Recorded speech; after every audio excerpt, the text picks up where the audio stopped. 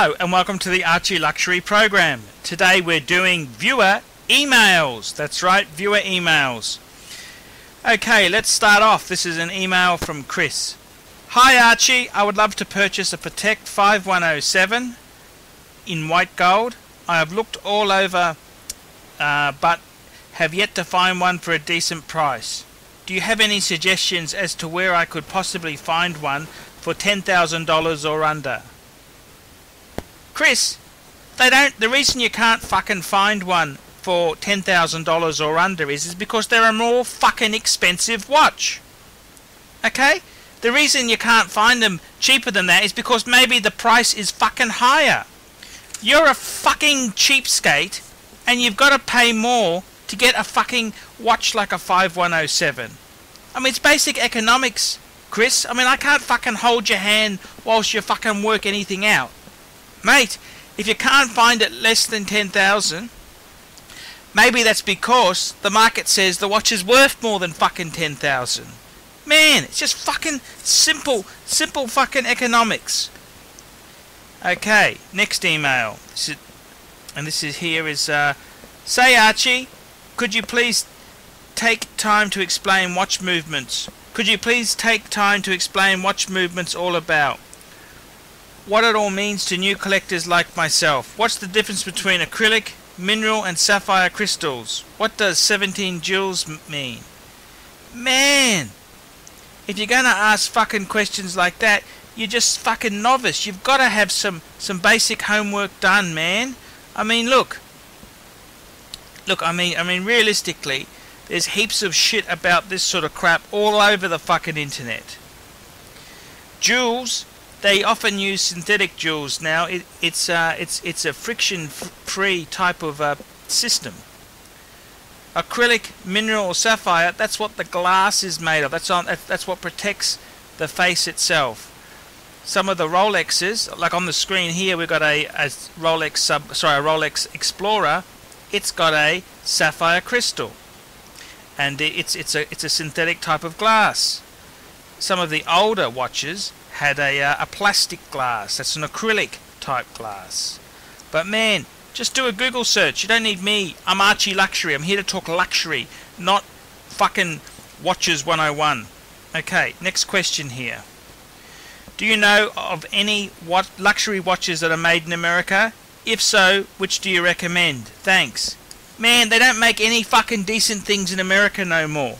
Have you seen the latest fucking luxury cars from Cadillac? Man, the Americans lost the plot years ago. The only fucking thing the Americans can make is fancy Ponzi scheme type home loans. Okay, the Swiss watches is where it's at. If not Swiss, German. But it's a very tough industry for anyone besides the Swiss to excel in. Okay, next viewer. This is from Terence. 2 questions. I enjoy viewing your commentary on Rolex watches and luxury watches generally. I am a newcomer to Rolex collecting and want to start with a model in my birth year for some incremental non-monetary sentimental value. My first question is related to a 1601 Rolex from 1977-78 that is two-tone, 14 karat and stainless steel. What is the approximate price range to purchase this watch without box and papers? Man, I can't fucking do all your homework. A 1601 is nothing special. It's just a date just with a plastic glass. It's not even quickset. Not a bad watch, but nothing that special. I'd say under $2,000. My second question is related to a 1630 from 1977-1978. I've read various articles on the collectability of this watch given its limited production. What are your thoughts? And what is the appropriate price range for this watch? 1630, that's just a steel date just with an engine turned bezel, isn't it? Nothing fucking collectible about that. It'd be about the same as the 1601, my friend. Those are 2 boring fucking watches. You want to get something decent from that era? Get an Audemars Piguet. Get a Patek. Those 2 Rolex offerings are fucking boring. Get a sports Rolex from that era if you want to do the Rolex thing. But man, 2 shitty Datejust, they're pretty fucked. Speaking of pretty fucked, I got a response the other day from a Chinese lady, Tin Ang, and she goes on to say there, I'm sorry to bother you, but I am about to purchase a used Louis Vuitton bag from someone this Friday and I need help authenticating it. Will you be able to tell from pictures? I've seen your videos and I feel I need a second opinion on it before I buy it. Thank you so much. So I go into Archie Luxury spiel. I charge $10 for an authentication payable by PayPal. She goes, I wish you could come with me for $10. And I went back and said, I'm not a charity. Please buy the fake you deserve. And she's come back to me and said, yes, I'd rather buy it at the LV store than deal with your attitude. And I then said to her, I'm here to earn money, not entertain cheapskates. I said, my name is Archie Luxury, not Archie Charity. And she came back and said, you were very entertaining, Archie Entertainer. I don't know what to make of that. Okay, next one here, next viewer email here. We've got, hi Archie, I've been after a particular Patek for a while now. It's a Platinum Power Reserve Moon Phase. I'm planning on using it as my main dress watch. It has an automatic movement and, in my opinion, is everything a Patek should be. Classy, internally complex, externally elegant, and beautifully presented in a precious metal. I love the flip cap on the bottom, which uncovers the gorgeous movement. It is second hand, it is 9 years old, and I can get it for £19,000. That's around 28,000 Australian, US or US dollars.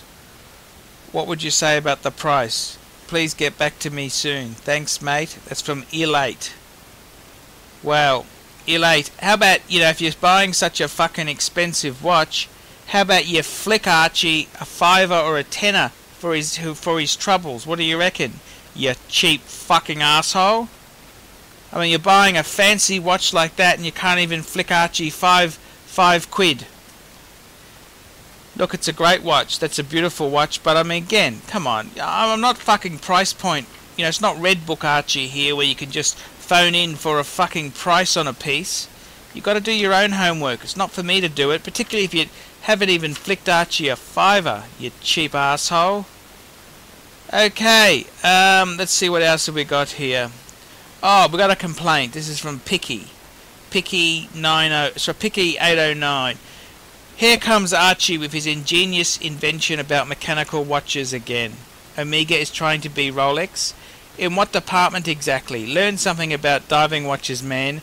Criteria for luxury watches you established is an in-house movement, and you insist on it in the case of Breitling and Omega. Well, okay, but have Rolex always had in-house movements, and in every model? You are flimsy and pretentious, and that is the worst combination for someone ignorant as you are. Go fuck yourself, Picky.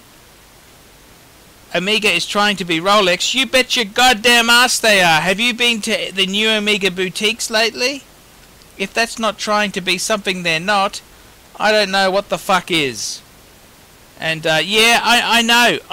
I've already answered some of these stupid fucking boring questions of yours in another email, but I gotta say this to you, yeah, Rolex hasn't always used in-house movements, but Rolex is always a step above Omega, and Omega is trying to be Rolex. That's as fucking clear as day. Thanks very much. I'm Archie Luxury, and I hope you've enjoyed this viewer email segment. Bye bye.